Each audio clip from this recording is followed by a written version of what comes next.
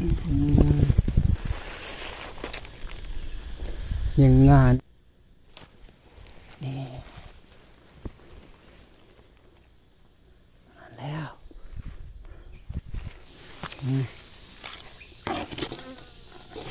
มันผู้เดียวเนาะ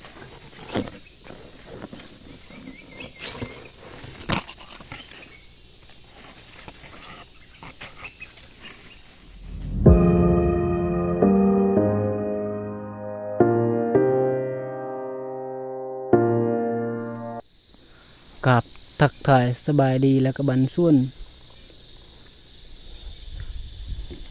พ่อแม่พี่น้องเบิดสุขุสุขคนเนาะนี่มื้อนี้เราก็พาทุกคนขึ้นภูอีกแล้วขึ้นภูหายิงนกเด้อทุกคนหาขึ้นภูวิทย์แล้วหมู่บ้านก็จะเป็นฝั่งนั้นเนาะหมู่บ้านเด้อ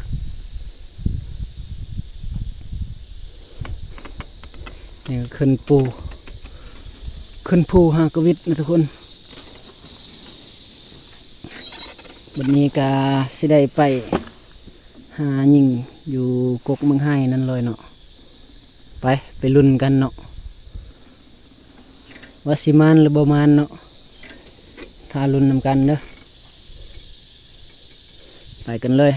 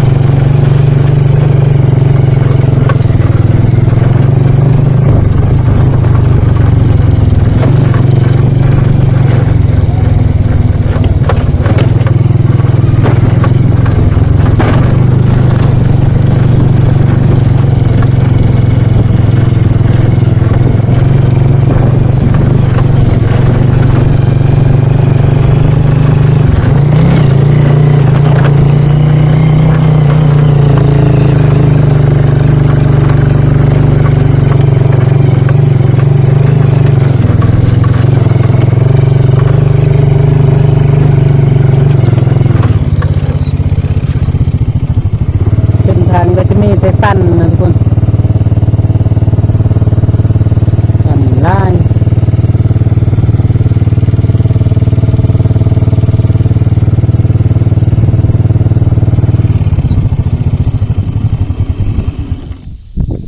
นี่แหละเส้นทางหาอยู่หากิน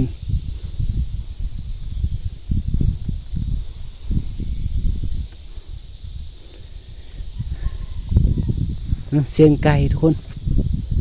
เสียงไก่คันอยู่ลุ่ม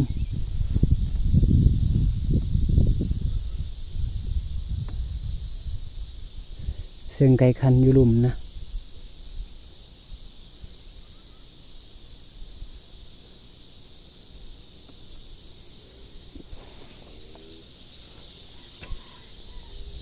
ยินบ่เสียงไก่อยู่ลุ่มไปเดี๋ยวไปพ่ออยู่กันอยู่ที่มังไห้เลยเนาะเส้นทางขึ้นแล้วก็ลงขึ้นแล้วก็ลงคุณนั่นมีนกนะก็เห็นกินนะแมนบ่วะ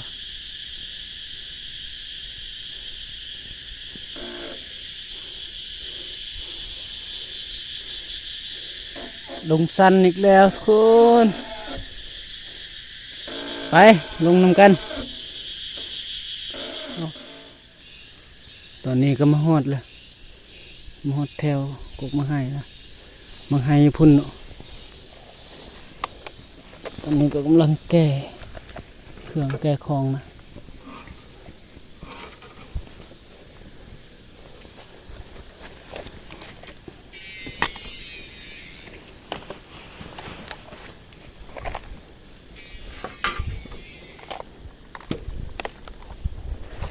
ไป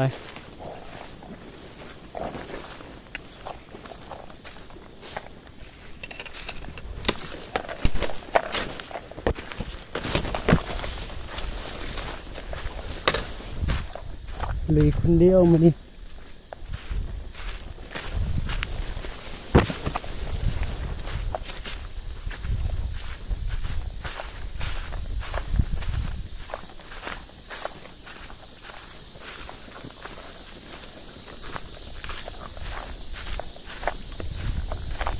โอ้ยลมมาเนี่ยไม่มีลมแล้วโอ้โหสิมานเลยบ่แล้วลม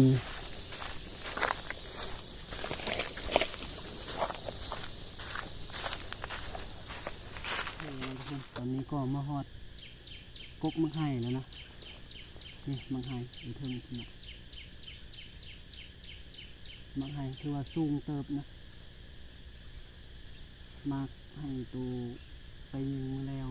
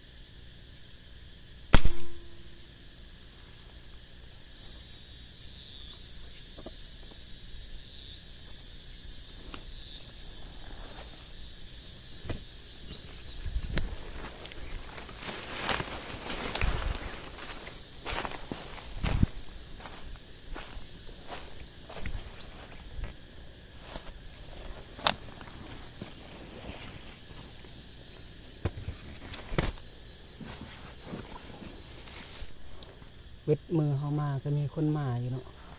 บางไห้มีคนมาใหญ่ซุ่มเขา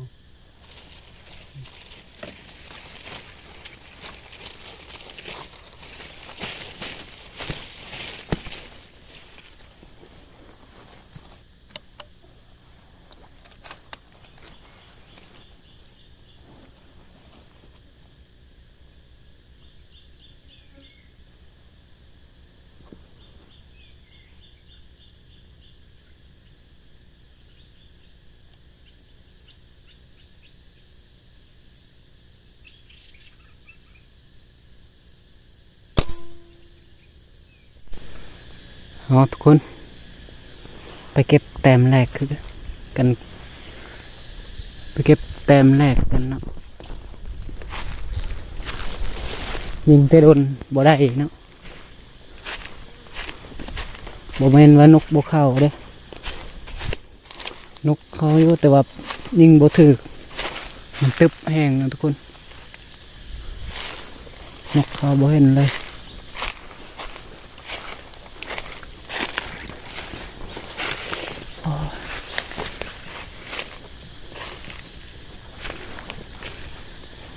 แถวนี้แหละมันตก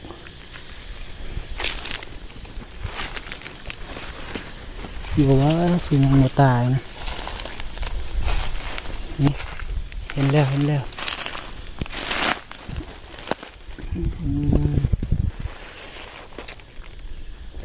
ยังงานี่งาสุดท้ายเนาะอยู่ตรงพุ่น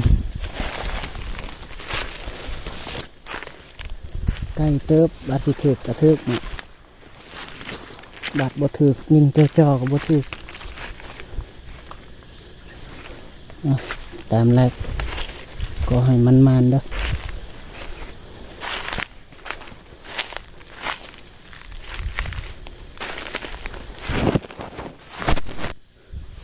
โอ้ย ยิงหมักดนทุกคนหากระไดหนึ่งแต้มนี่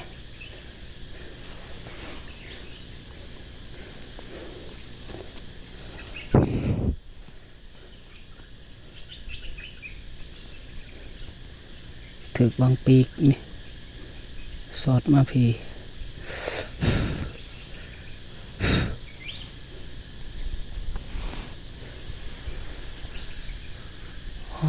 สูงเติบยิงฟังพุ่นนะทุกคนงานั่นแหละ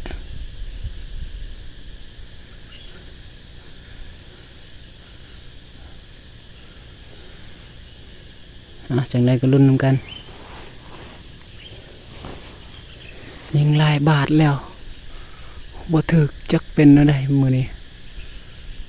เอาแล้วทุกคนไปเก็บนกเรืองกันนกเรืองพุ่นเนาะไปยิงตกนะนกเรืองเนาะอยู่งาสูงพุ่นไปเก็บก่อน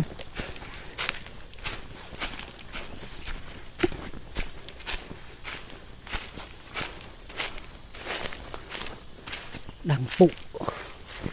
เท่านี้แหละตกดังปุกเดี๋ยวพุ่นตกไก่เติบนะทุกคน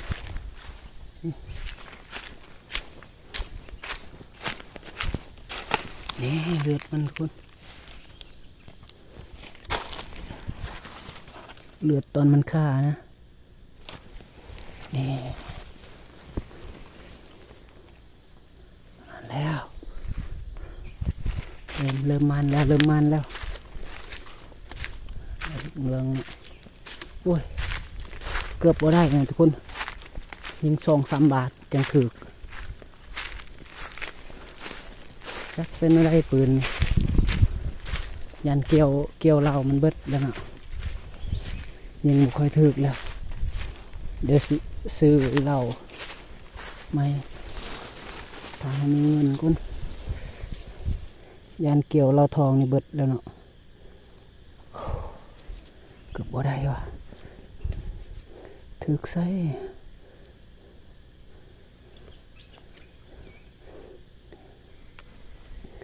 ถึกบังคอนี่ปอยิงอึกถึกคอสวยยิงอึกนะถึกคอเสยงงเลยสงสัยเกี่ยวเหล้านี่เบิดแล้วเนาะยิงยากยิงก็ยิงยากแล้วถ้าให้มีเงินก่อนซื้อเกี่ยวมาไหมนกเข้าแล้วเอาเลยทุกคนวันนี้พาทุกคนไปเก็บนกก่อนนะเอาไว้โดนยันบ่จือนะไปเก็บนกน้ำกันยิง3 บาทตกบัดอย่าถึกกระถึกนะจักนั่นได้ปืนตัวนี้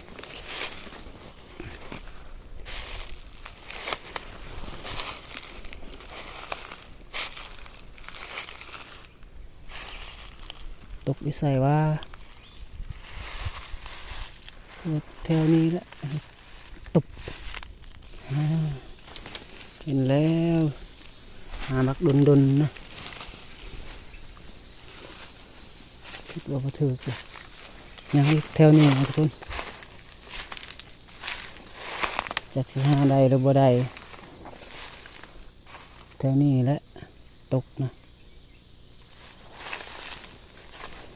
โอ้โหสิซอกได้ดูบ่อนะเติบทุกคน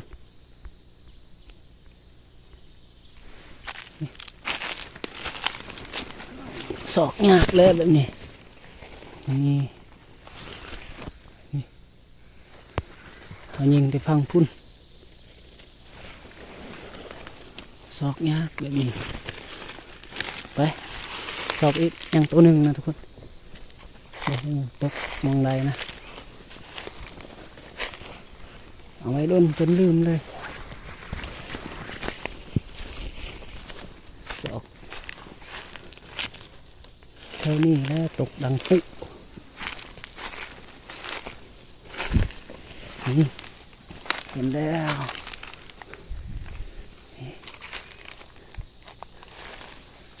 ไป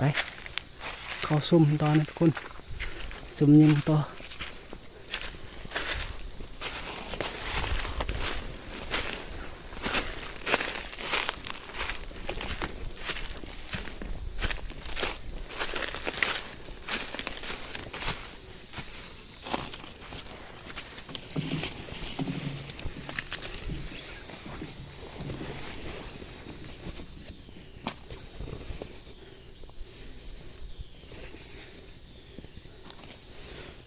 ได้3 ตัวนี่ตัวหนึ่งบริถ่ายให้เพื่อนเบิ่งกินนี่อาการนกน้อยนี่บริถ่ายเก็บตอนเก็บเนาะบริถ่ายให้เพื่อนเบิ่งนกเรืองเอาไว้อยู่พุ่นเนาะนกเรืองอยู่หินนั่นเอาไว้นกเรืองเดี๋ยวซุ่มยิงต่อนะทุกคนเอาทุกคนบัดนี้ก็เสด็จเวลากินข้าวแล้วนะมีการดังไฟนะทุกคนกินแบบง่ายๆจำแจวเอานะมีการดังไฟนี่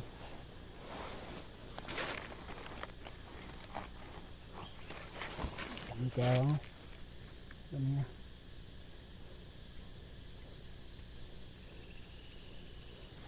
โดยจะช่วยนั่นส่วนจะหากินบนได้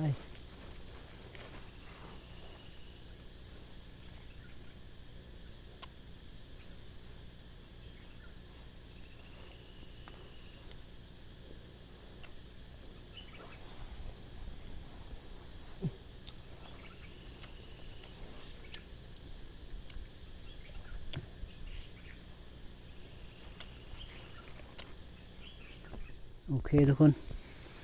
ไปเก็บนกอีกเนาะตก2ตัวหนึ่งขาบันใหม่ใหม่ตัวนี้ขานะพาทุกคนไปเก็บนกก่อนตก2ตัวหนึ่งขาอยู่ถึงไปเก็บกัน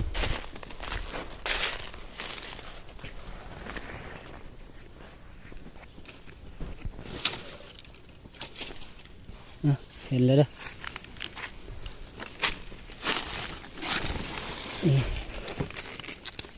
ถือก้น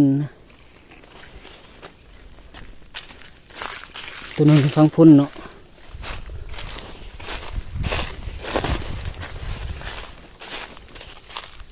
เห็นแล้วนี่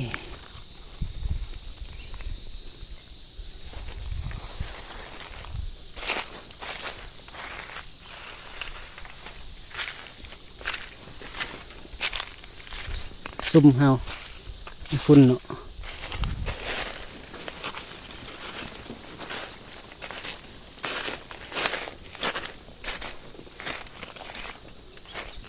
ยังอีกตัวหนึ่งขาบ่ตกเลยขาอยู่ถึง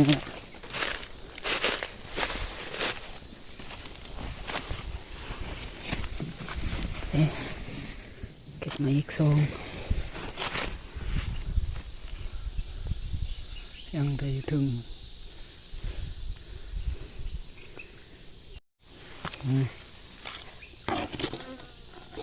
มันผู้เดียวเนาะ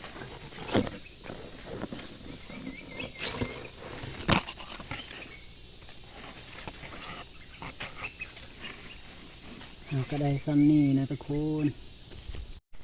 ก็ได้ซ้ำนี่เนาะมีแต่มดนะหมดลายแทลายวานี่ลูกตอก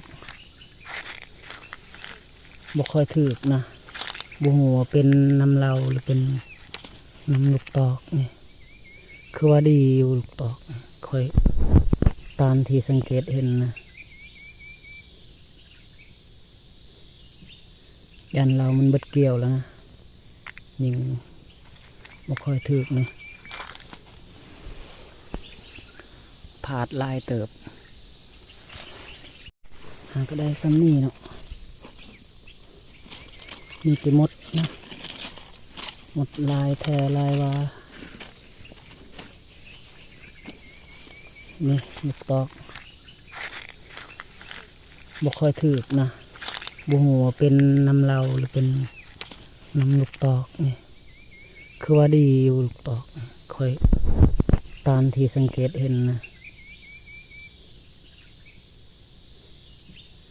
ยันเรามันเบิดเกี่ยวแล้วนะ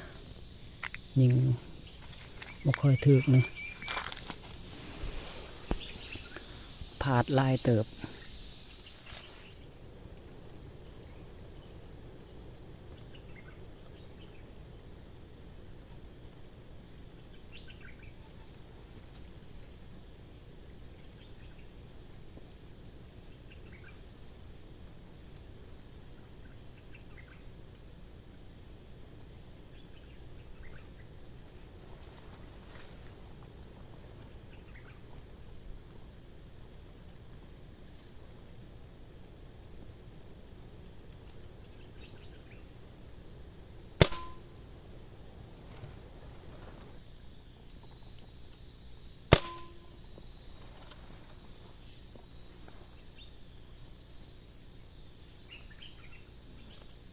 ไปเก็บนกนำกัน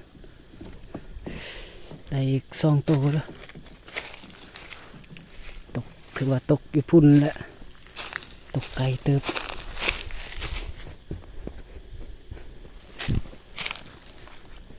สอกเห็นอยู่บ่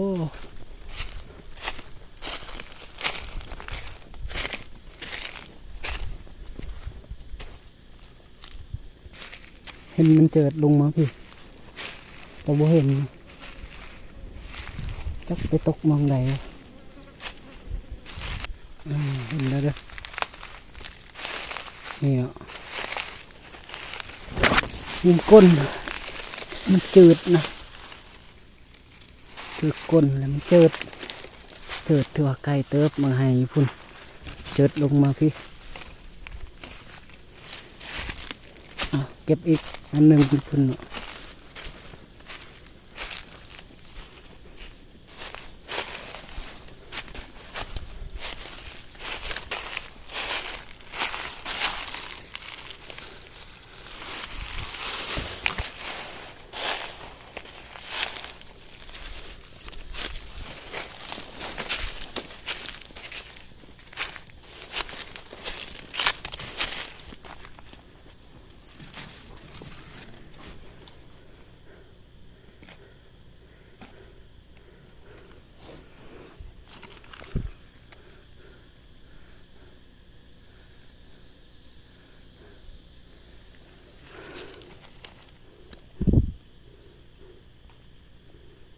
2 โมงในรุ่นกันตอนแรกว่าสิได้จักโตนะสรุปกันตอนแรกเนาะยังซุ่มยิงก่อน PCP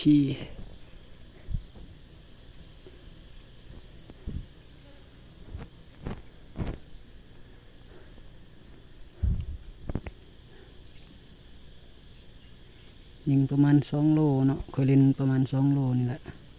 2 โลปลายประมาณ2 โลปลายนี่แหละ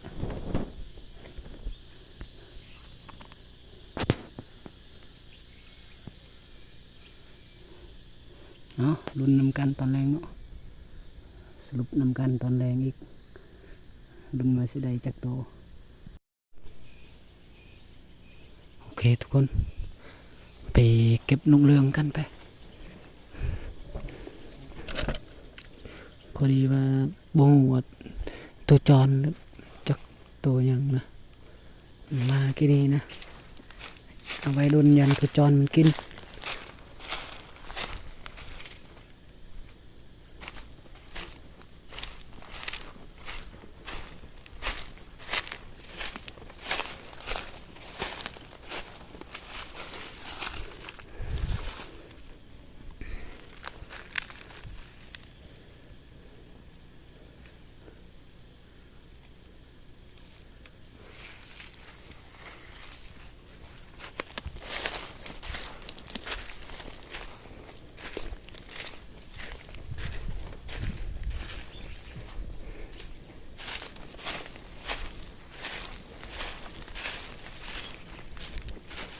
มันเห็นเฮาก่อนนะเฮาบ่ได้เฮ็ดกำบังเบิ่งนี่บ่ได้เฮ็ดบังกำบังเบิ่งนี่เนาะมันเห็นเฮาก่อนมันขึ้นไปต้นตัวนั้นขึ้นต้นตัวนั้นมันเห็นเฮาก่อนนี่นกเรือง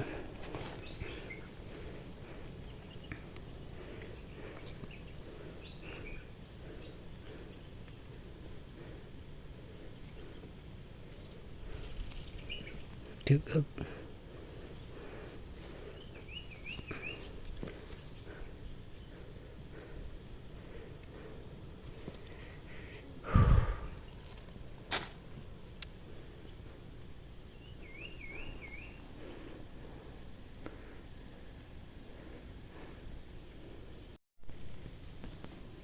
ว่าสิทาฮอดค่ำเนาะแต่ว่า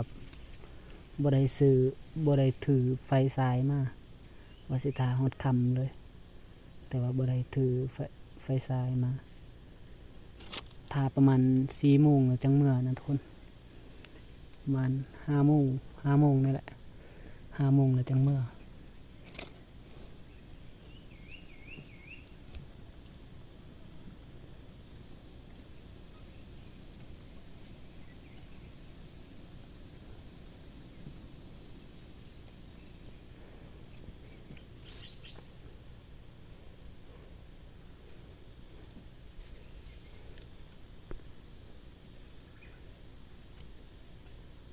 ให้ทุกคนขอยิงนกใหญ่นะนี่ทางงาพุ่นเนาะบ่ฮู้ว่าเป็นนกอิหยังนะนกใหญ่นะทุกคนนกใหญ่เติบไปเก็บนำกันไปทุกคนขอยิงนกใหญ่นะนี่ทางงาพุ่นเนาะบ่ฮู้ว่าเป็นนกอิหยังนะนกใหญ่นะทุกคนนกใหญ่เติบไปเก็บนำกันบ่ฮู้ว่าเป็นนกอิหยังนะพุ่นก็ยิงงานั่นนะเสียงดังตุบตกดังปุ๊ไปเก็บนำกันนกถือว่า2 ตัวนะนกใหญ่นะกี่นี้นะแต่มันบินออกไปแล้วตัวหนึ่งยิงตกตัวหนึ่งนะ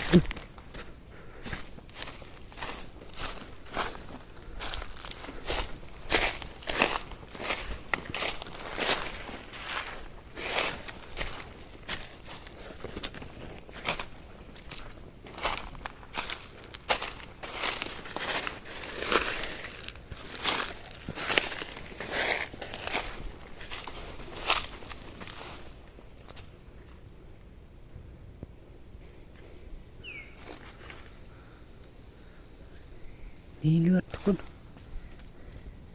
เลือดมันบ่ฮู้ว่าตกอยู่ใส่นะบ่ฮู้ว่ามันแลนหรือมันแลนไปบ่จักยังบ่ตายบ่จักทุกคนมีแต่เลือด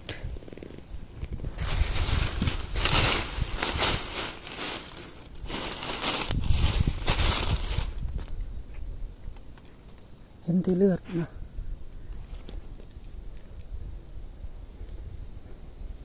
ศอกบ่เห็นทุกคนศอกมาบักดุนเบิ่งเลือดโอ้บ่ฮู้ว่าตัวเมียหรือตัวผู้นะห้องหามันนะยินบ่เสียงมัน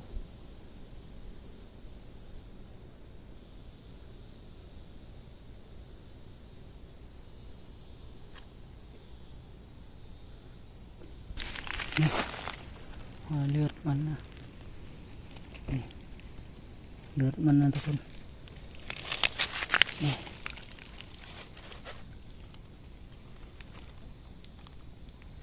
ยังบ่ตายเลยนกใหญ่เติบ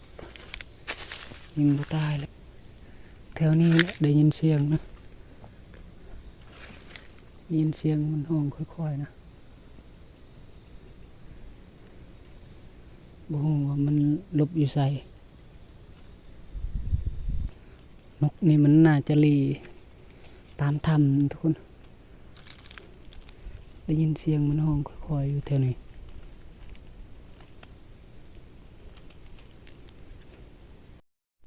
บ่งเป็นนกอย่างนะพุ่นก็ยิงงานั่นนะเสียงดังตุบตกดังปุ๊ไปเก็บน้ำกันนกถือว่า2 ตัวนะนกใหญ่นะกีนี้นะแต่มันบินออกไปแล้วตัวหนึ่งยิงตกตัวหนึ่งนะ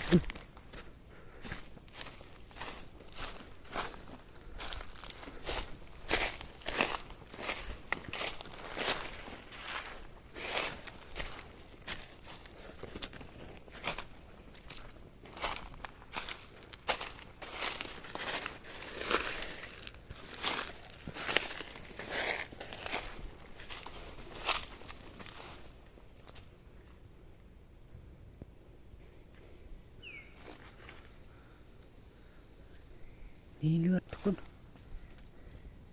เลือดมันบูฮูว่าตกอยู่ใส่นะบูฮูว่ามันแลนหรือมันแลนไปบ่จักยังบ่ตายบ่จักทุกคนมีแต่เลือด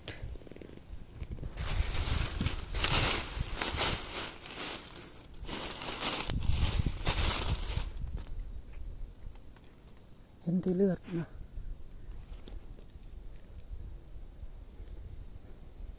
ศอกบ่เห็นทุกคนศอกมาบักดุนเบิ่งเลือดโอ้บ่ฮู้ว่า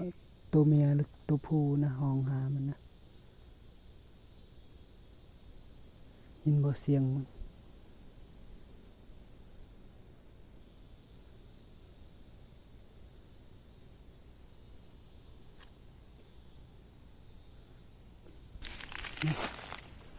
เลือดมันนะเลือดมันนะทุกคนนี่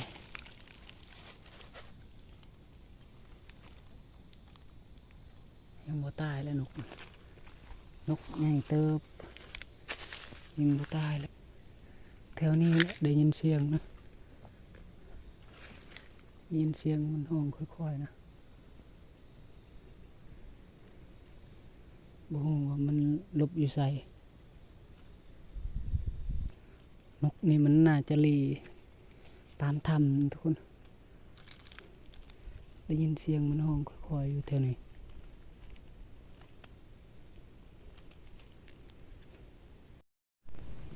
นกตัวนั้นถือว่าเขาศอกบ่ได้นะทุกคนบ่ฮู้ว่าแลนหนีไปใส่นะบ่เห็นเลยหาจนทั่วแล้วเห็นแต่เลือดออกลายจุดอยู่นำก็นำบ่ได้มันหกบัดนี้ก็แสดงเมื่อแล้วนะลมก็แห้งเม็นเครื่องเม็นคลองเมื่อเนาะนกตัวนั้นถือว่าเขาศอกบ่ได้นะทุกคนบ่ฮู้ว่าแลนหนีไปใส่นะบ่เห็นเลยหาจนทั่วแล้วเห็นแต่เลือดออกลายจุดอยู่นำก็นำบ่ได้มันหกบัดนี้ก็แสดงเมื่อแล้วนะลมก็แห้งเม็นเครื่องเม็นคลองเมื่อเนาะแล้วทุกคนตอนนี้ก็มาฮอนเฮือนแล้วเนาะ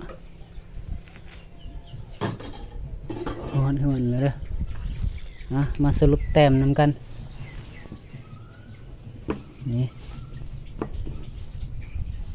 2 3 4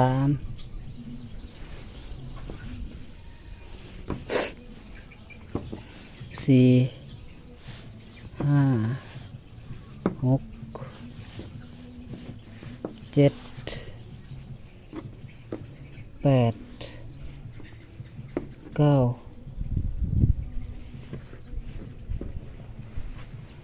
10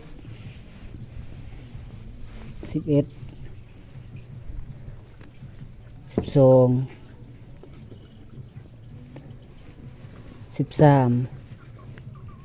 13 แต้มนะ1 2 3 4 5 6 7 8 9 10 11 12 13 แต้มนะทุกคน13 แต้ม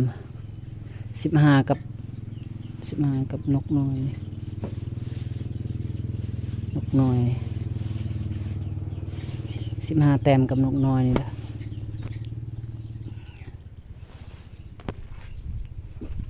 นี่แหละนี่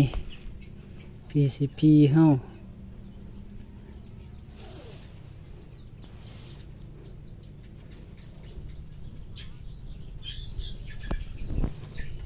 เอาละทุกคนสำหรับคลิปนี้ก็จบเพียงเท่านี้นะถ้าชอบใจก็อย่าลืมกดไลค์กด Subscribe เพื่อเป็นกำลังใจให้ค่อยเฮ็ดคลิปอีกต่อไปนะทุกคนก็จบคลิปเพียงซ้ำนี้เนาะบ๊ายบายเจอกันคลิป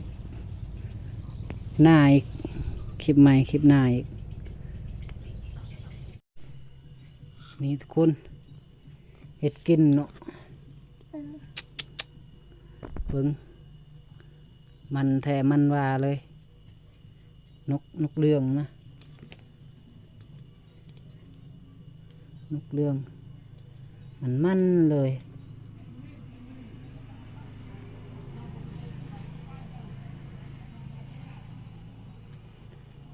นกเรื่องทุกคนสุดยอดนะครับ